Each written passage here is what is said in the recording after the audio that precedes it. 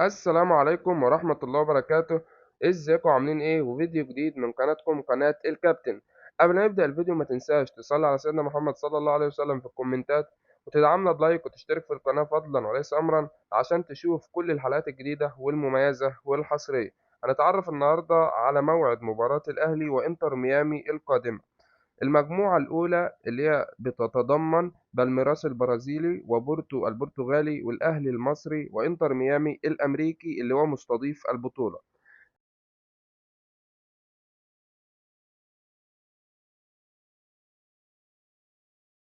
طبعا هتتلعب مباراة الافتتاح يوم 15 يونيو 2025، ومباراة الافتتاح دي هتكون ما بين الأهلي المصري وإنتر ميامي الأمريكي اللي هو مستضيف البطولة.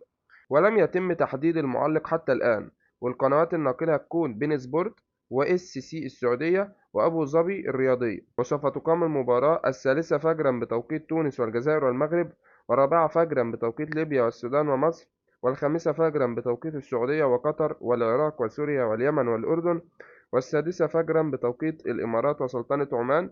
وما تنسوش تتوقعوا نتيجة المباراة في التعليقات. وكان معاكم الكابتن، واشوفكم في فيديو جديد. مع السلامة.